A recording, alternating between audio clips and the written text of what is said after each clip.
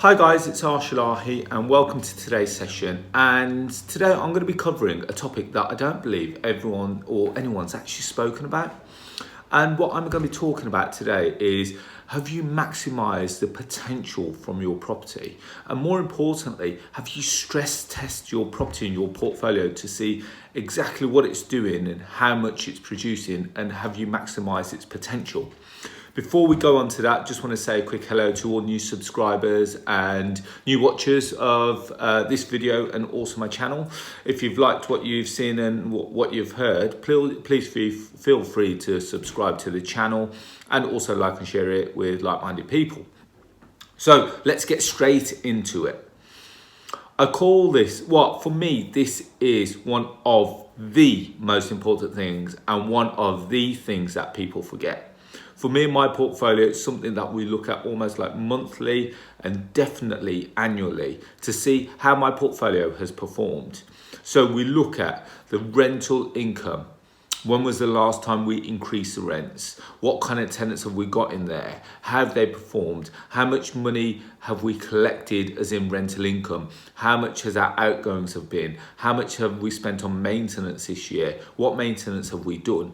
Now, for me, that is quite important because I'm really concerned about my bottom line. When I talk about my bottom line, I'm talking about my profit. I'm talking about my cash flow per month and per annum. It's all great having a large portfolio or a portfolio of properties, but if it's not making money, the actual aim or the objective is kind of pointless. Would you agree? Some of you may be investing for the long term, where you're going to leave it to your kids and you're not really worried about how much money it's producing as long as it's kind of washing its face, and that's fine. Some of you are reliant on the income or the cash flow that it produces to allow you to keep investing further or allow you to survive or to live on. And again, this is up to you to decide what part of the fence you fit, what part of the fence that you sit on. Just so that you know, these are all one-take recordings, by the way. So let's look at this in greater detail. Let's have a look at what's happened, not only in the economy. I've talked about COVID, I've talked about coronavirus quite a lot over the last few videos, so I'm going to try and stay away from that slightly. So first of all, let's talk about Section 24. Section 24 is where you now can no longer claim the interest, the mortgage interest relief as a cost, and therefore the total amount that you generate, so let's say that you're generating £500 a month, will be taxable. We've also then got to have a look at, so first of all, you're losing money there because it's going to potentially push you into a higher tax bracket, which means that you're going to end up paying more tax. Now, that's going to have to come from somewhere. We then have a look at the impact of the lettings market. We have a look at the fact that the government says that agents can no longer charge, or we can no longer charge admin fees. Now, if you're using a letting agent, predominantly letting agents would have charged admin fees, allowing them to keep their costs or their letting costs to you as a landlord slightly down. So that would have predominantly made up around 25% of their revenue. Now, as a result of losing that revenue, a lot of them have passed that cost onto the landlord, which means that your cost for managing your property has probably gone up. Again, this is coming out of your bottom line.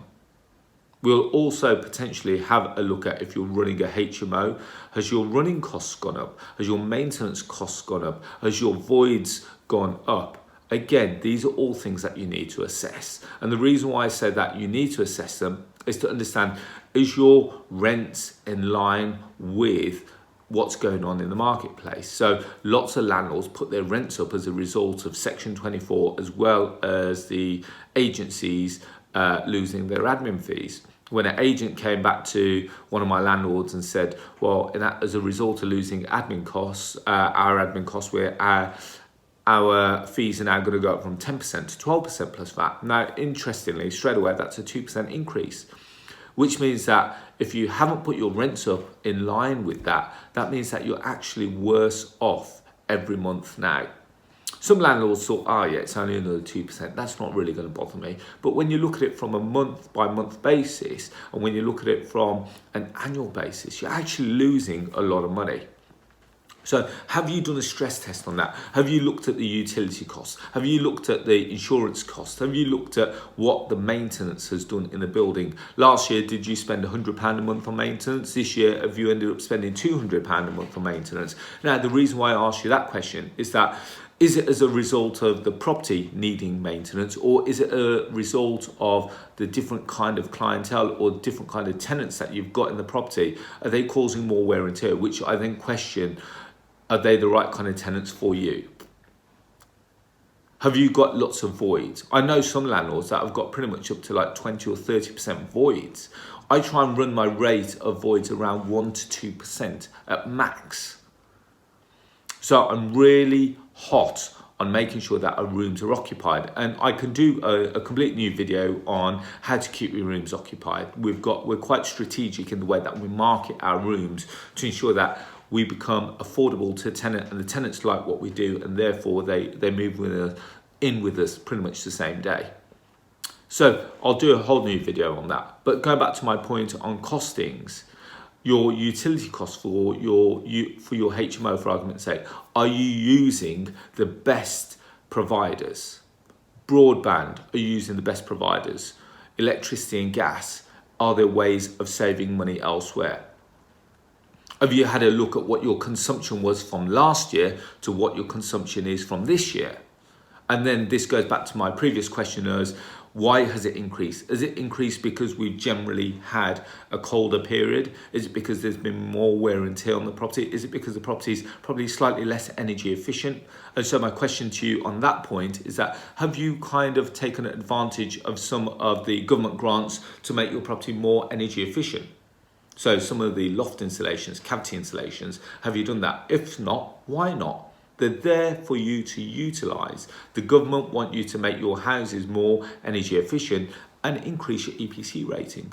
I did this when we knew that these come out. Every time there's a new round of funding, we always look to see what else can we do. We've got lots of properties that were all electric, like had storage heaters. There's government grants now to actually install central heating systems. Now, for me to install a central heating system, going to cost me the best part of, let's say, £2,000 to £3,000. However, if the government are doing it for free, why wouldn't I take advantage of that? So this is not a loophole, by the way. These are all government grants which are freely and readily available to all landlords, and especially tenants if they're on benefits. So let's get moving forward. Going back to our bottom line, I always look at how we can maximise the potential. So we've talked about the cash flow level. We've looked at the utility costs. We've looked at the way that we can try and increase, or we've looked at the way that other costings affect our bottom line. How else can we maximise our income? So have you looked at your property? When was the last time you visited your property? Is there a way of maximising its potential otherwise? So have you previously had it as a single let? Could it potentially become a multi-let? So that would want to be one of my first questions. And one of the little key secrets that I do is I turn a 2-bed house into a 3-bed house. Now, lots of 2-bedroom properties have 2 bedrooms and a bathroom upstairs. What I tend to do is that I shift the bathroom from upstairs downstairs onto like a mini extension on the back of the kitchen if it's a mid-terrace property, and I then turn that bathroom into a 3rd bedroom. Now, as a result of turning that into a 3rd bedroom, I'm first of all increasing the value of the property. As well as that, I'm also increasing the rental potential of that property, and it's not going to cost me a hell of a lot more to put on that small extension for that bathroom. So these are the little things that I look at. If the property is large enough and we can turn it into a HMO, we will go down that road. Now, Wolverhampton has become an Article 4 location, which means that it's slightly more difficult to do that than it was prior to September 2018. So I could have literally just turned any of our properties into a 6-bed HMO without planning prior to 2018. After 2018, anything in excess of a single let now requires planning permission. So there are new hoops that we have to jump through, but we do still go through that. Every time a property becomes vacant, we have a look at the potential.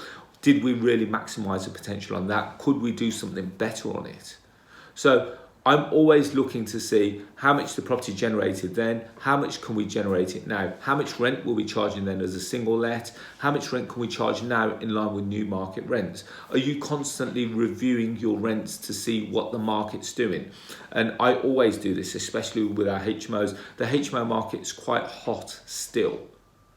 And we're getting an influx of tenants pretty much every day, still in Wolverhampton. So what we tend to look at is that if we were previously charging 300, could we potentially push it up to 310 per month for that room, or 320? Now, give you an example, a property that I took on a rent to rent, which is actually featured on my YouTube channel as well, which we took on at the start of this year. I'd done them out to a really good standard. Almost like boutique HMO standard, and some of our rooms are fetching circa £450 or £500 a month, whereas some of my other mid-range rooms are only fetching between £300 and £325 a month. So now when my mid-range HMOs are coming up, or if a room becomes available, what I'm tending to do is going in, spending a few £1,000s on it. So we're not doing a full refurb. What we're doing is redecoration, recarpet, and bring it up to a nicer standard for that room. And we're trying to reach in excess of circa £400, which is very achievable. So we'll make that money back within a year. So it kind of within a year or even 2 years. So these are the things that we're looking to do to stress test the portfolio. Having a look at the tenant type, having a look at the managing agents. Are they doing the best possible job? Are they having a look at over the year, how much rent have they collected? How long has the property been vacant?